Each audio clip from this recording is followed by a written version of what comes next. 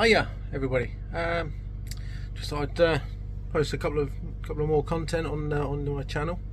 One thing I'm just about to get into doing, it's one of the jobs you really don't like doing, and that is cleaning your stove. It's very dirty, dusty, it gets everywhere, but it's very important. You have to do it. Obviously different coal will burn differently, and the coal that I have just been using and I finished off was not the best of coals. It leaves quite a lot of soot and things in the stove, so I won't be getting that again. So I recently got a new bag of coal from the fuel man that comes by on the road, so I've kind of collared him, waved my hands, and he moored up against me, got some coal and a bit of diesel and things like that. So it's always handy, especially when in the middle of nowhere, to keep an eye on Facebook, because they will have different groups and things like that, and the fuel men are always on those groups, telling them where they're going, where they're stopping and things like that. So yeah, definitely if you are on a boat and you're wondering where to get fuel and things, definitely look for them. So the stove. So here is the stove. As you can see, it's absolutely filthy. The windows are dirty, and there's a little tray under here. But as you can see, it is full. So yeah, it's not very nice. The stove originally was down the other end of the boat. And I've kind of moved it to here with a new bit of flue pipe and things like that, next to the bedroom, and that was basically just to kind of spread the heat a little bit better, because I had it originally down the front, down by the door, but I was just thinking about it, you know, my bedroom's in the middle of the boat, and I was losing so much heat out the front door. So yeah, I moved it here, had to drill a new hole in the roof and things like that, got a new and improved flue pipe. But yeah, it's so much nicer now. The biggest problem for me on this boat is the fact that I have 14 windows in total. So I lose a lot of heat through my windows. I have thought about getting some temporary double glazing, you know, like the thick PVC, and maybe having it so that, you know, they attached to that is the magnetic sticky strips, so you know, in the winter I can just put those on when I need them, and then in the summer just take them off. But as you can see, it's the logistics of getting it to fit, because I've got these that stick out. So I'd need to either cut these back or just have it so that it sits flush and have some strips with the magnetic things on. This is the latest thing that I've done. All of this, this is some oak wood trim. And again, I've never done anything like this before, and it has come out really well. I'm really pleased with it. So one down, 13 to go, and all this is all recently new. This is just plastic sticky back, plastic like wallpaper. So I shall see. I still need to finish that. I was cruising one day, and that fell off. It's down there. But yeah, I need to put that back on. I need to put some, again, wood trim around here, and I also need a metal like plate around there to stop coal falling out and things like that. My boat safety inspection is due in about 6 months, so I really do need to get all that finished, because obviously without this down here, it won't pass the inspection. So yeah, anyway, I better get started on my stove, and I'll give you an idea, and because I'm probably about to fire it up to get the boat warmed up for tonight. It takes a while to heat up this big boat. So yeah, I'll check back in after it's all been cleaned. There we go, guys. There you go, lovely, nice and clean. Haven't gone too mad. I could be a lot more thorough in this bottom bit here, but you know, it's I'm not ready to put it away for the summer yet. So yeah, I've recently got this coal cage. I was speaking to somebody in a marina up the River Lee, and he said these are absolutely brilliant. They're really, really, really good. So yeah, I got one. I wasn't too sure what to think of it, but now, you know, I would never start a fire without it now. Like the burn just lasts so much longer. You know, whereas before I was just, you know, piling it up inside, and I would have to get up, you know, halfway through the night to you know, keep it topped up and things like that. But with this cage, I don't have to do that ever, and I can go all the way through the night with this fire going. Definitely keeps me warm all night, and that is a big help as well, the fan. But the only problem with this fan is I'll probably show you when it's all up and running. This fan is a bit tired, and as it rotates, it kind of makes a knocking noise. So while I'm asleep, all I hear is this knock, knock, knock, knock, knock, knock, knock all night. So it can be a bit annoying, but it's, you know, it's a useful thing to have. So obviously I'll just get it blowing down into the bedrooms to keep them warm. So but the fire itself, yeah, like I say, it needs a bit of TLC, this fire. I need to get some proper stove paint and give it a rub back and things like that. I have recently changed the rope in here, and I've you know, changed the glass and things like that. Obviously this is super important because of you know, because of safety and things like that. You don't want to have all the fumes blowing into the boat. So yeah, I'm going to get it all ready fired up, and let's get some heat into this boat. Okay, so I don't know if anybody's got any other suggestions and things like that, but you know, I was talking about, you know, how I get the fire going and things like that. Now, other people probably have their own different ways and things, but myself, I just tend to start off little and end up with coal. Now,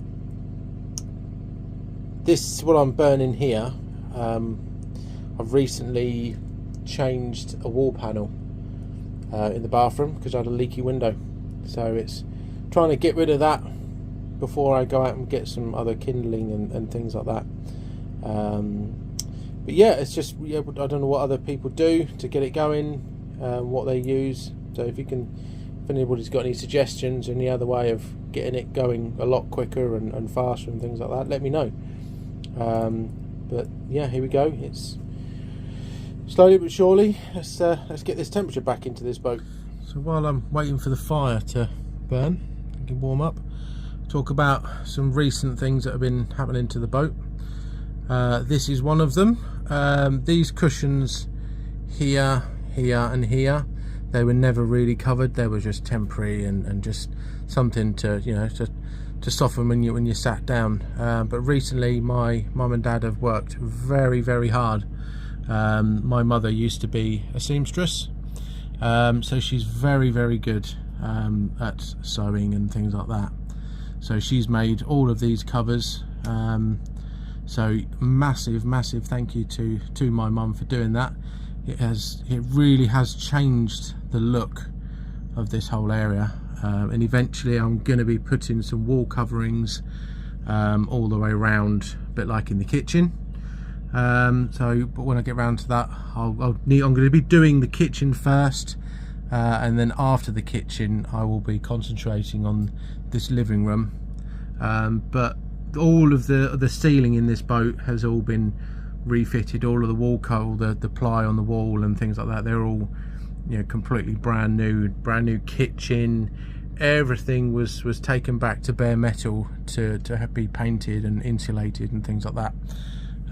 But this will This dining area will be doubling up as a bed, so take that out. I've got a temporary bit of framework here that I pull out, but eventually I want to fit a table that I can just lower down, and then that back cushion there will end up in that position, and I'll have a double bed, which is going to be very, very useful, because obviously we're going to Crick.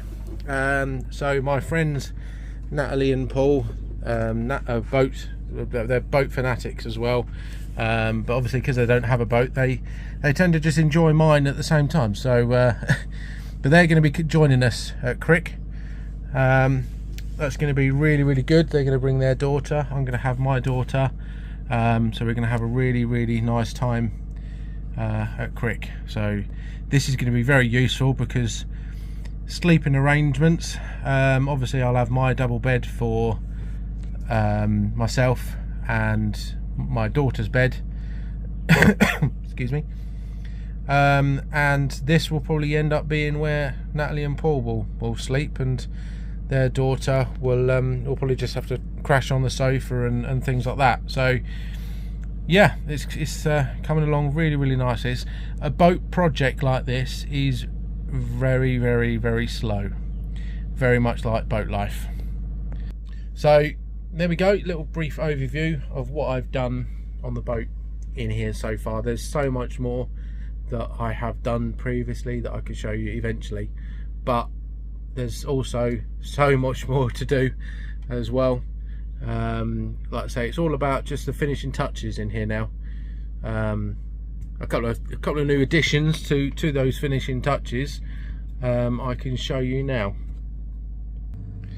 So this is a painting, and this was actually done by my mum as well. My mum is an incredible artist. She does some really, really good things. So I've started to pick out some things, paintings that she doesn't want, that I actually really, really like. And yeah, I can give you a little showdown of what the new additions to the boat are. One of my favourites, I've called him Steven Seagull. So yeah, again, this is another one from my mum. Really, really good. And here we have another seaside picture.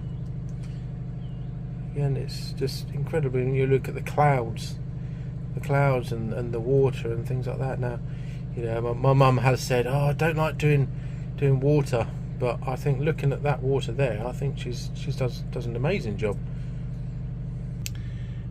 And again, another seagull, another Stephen. So I like this one because I just think it's really, really comical, the way he's got his wings out shading his mate there. That's like I said, really, really funny picture. And I'll show you this now. This here is a picture of me and my best mate visiting a care home years ago, and as you can see, I'm ex-Royal Navy, and one of the reasons for the boat having its name that it is now is because of the ship that I served on, that is now turned into baked bean tins, and it's been scrapped and things like that. So the boat that I did serve on, people might know it, HMS Chatham. So the reason why I've called my boat Up and Atom is basically because the ship that I served on had a motto, and that motto was Up and Atom. So I've always thought, you know what, I'm gonna one day rename this boat to Up and Atom, and maybe do the mouse picture on the side, and just start to make it look a bit more like a proper boat, not just a metal box.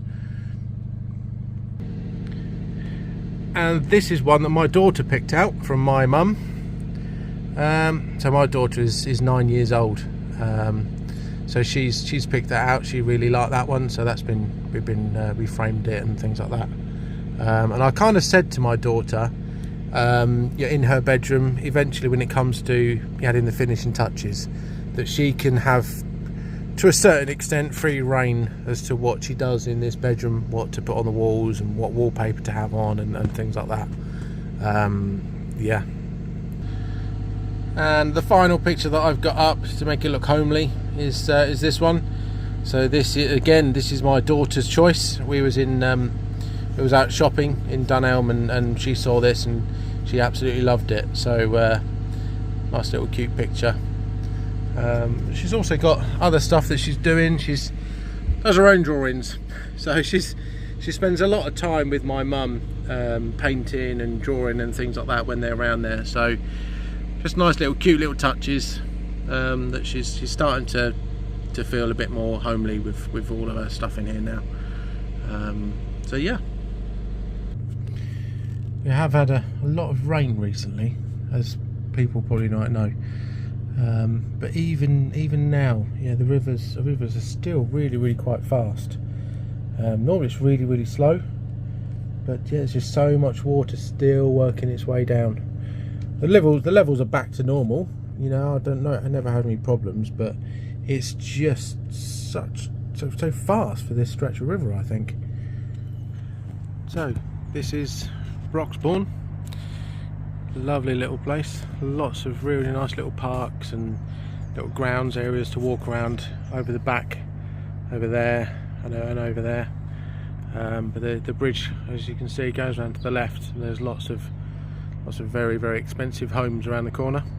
There's a bridge there. You do get in the summer a lot of these rental boats, and there's a canoe and rowing club around the corner. So if you are coming through here, just be very mindful that there's going to be a lot of boats that will probably be, you know, getting in your way and kind of making it difficult, because, you know, with a big boat, you know, a big heavy boat, you know, 10 tons worth of boat, it's difficult sometimes.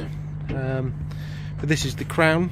This is a lovely pub, really good food, and where I am now, you know, moored right outside.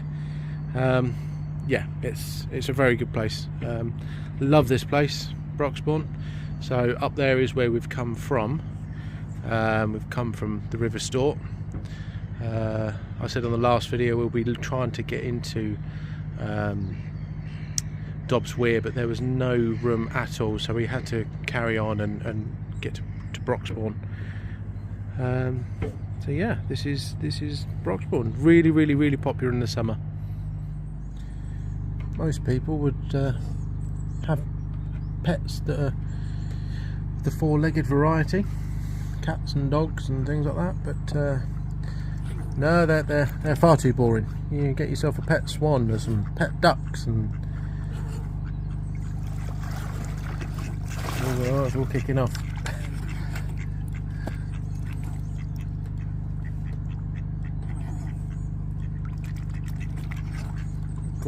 Gorgeous animals, swans. Can be vicious, obviously, but still, it always amazes me how they keep so white.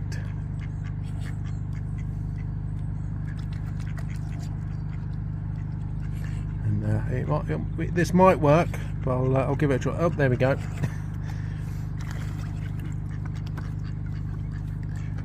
The ducks over there. One of the highlights of living on a boat is things like this. Yeah, summertime, you'll be on the front of your boat, having your breakfast, having your coffee, feeding the swans and ducks.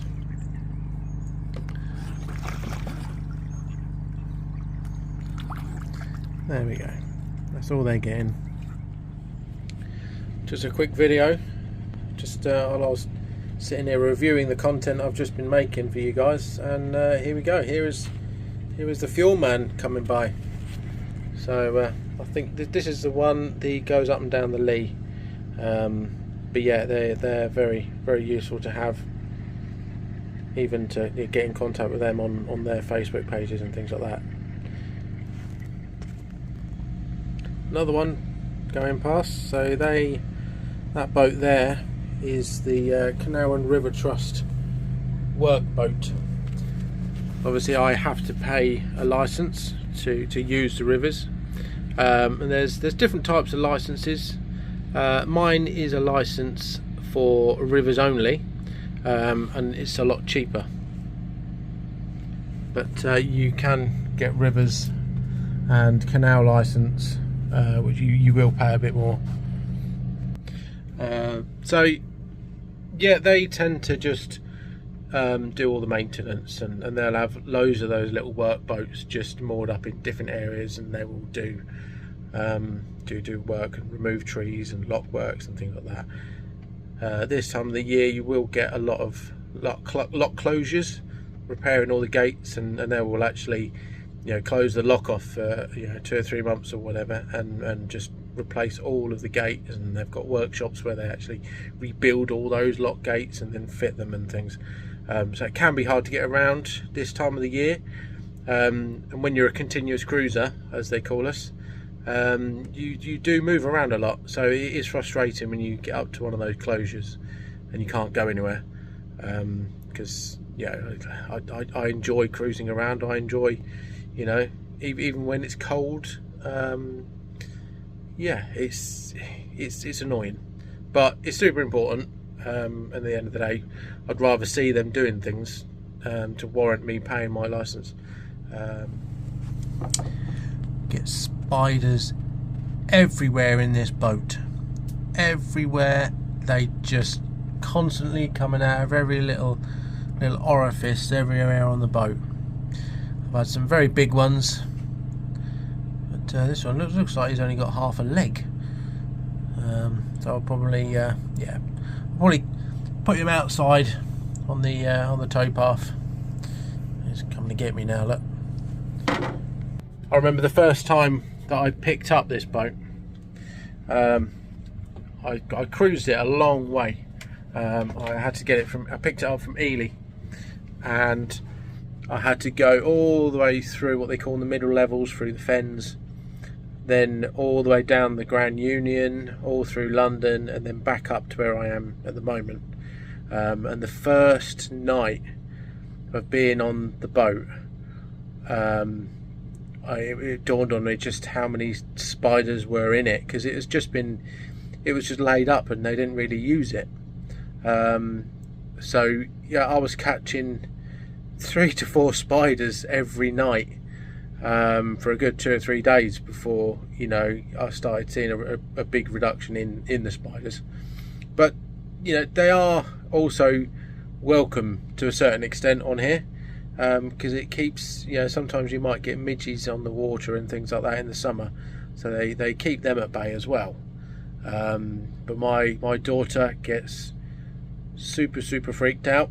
She's a bit of a wimp when it comes to the spiders, like the tiniest little spider, and she will be screaming her head off, and she'll be calling me out and, "Oh, catch this spider, catch it!" And I'm like, you need to just accept them for what they're doing. But she's getting there. She's, like I say, she's only 9, isn't she? So yeah, she's still at that age. And I've just noticed something here. The fuel man has stopped for somebody to do all the coal or gas or diesel or whatever. So I think they've just finished. So I think that's a liverboard there, over there. So this will probably be the last of the video. This is coming on to, you know, nearly half an hour.